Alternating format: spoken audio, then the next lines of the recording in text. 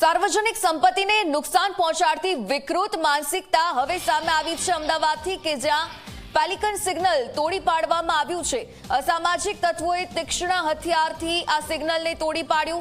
9 દિવસ પહેલા જ 6 લાખના ખર્ચે પેલિકન સિગ્નલ લગાવવામાં આવ્યું હતું। તોડફોડ કરનારા અસામાજિક તત્વો સામે એફઆઈઆર દાખલ થશે। લોકો રોડ ક્રોસ કરી શકે તે માટે પેલિકન આ સિગ્નલ લગાવવામાં આવ્યું હતું। तो अमदावादमां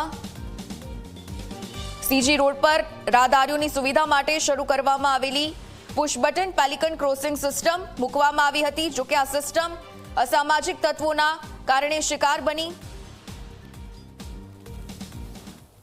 अमदावाद महानगरपालिकाए 9 દિવસ પહેલા सीजी रोड पर पेलिकन सिग्नल लगाव्યું, परंतु 9 દિવસ बाद एनी स्थिति शुं छे एना दृश्यो आपने बतावी। आप जुओ कि कोईक जाणे तीक्ष्ण वस्तुथी आ जे सिग्नल छे बॉक्स छे ने तोड़ी काढ्યું હોય તે પ્રકારની સ્થિતિ અહીં જોવા મળી રહી છે।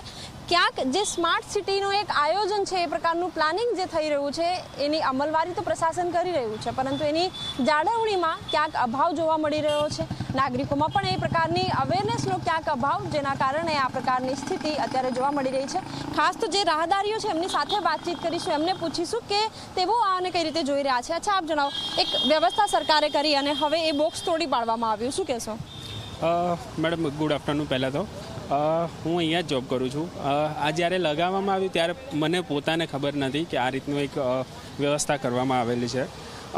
પહેલાં તો હું એવું જણાવવા માંગીશ કે તંત્રએ પહેલાં તો અવેરનેસ લાવવી જોઈએ। ક્યાંક ને ક્યાંક તમે જે બહારના દેશોમાં હોય છે એવી વ્યવસ્થા અહીંયા કરો છો તો પહેલાં તો એક નાગરિકને એક અવેરનેસ આપવી જોઈએ કે આ રીતની અહીંયા આપણે વ્યવસ્થા કરી છે અને એની જાળવણી આપણે કઈ રીતે કરી શકીએ એનું પણ તમારે એક્શન કાં તો પગલાં લેવા જોઈએ।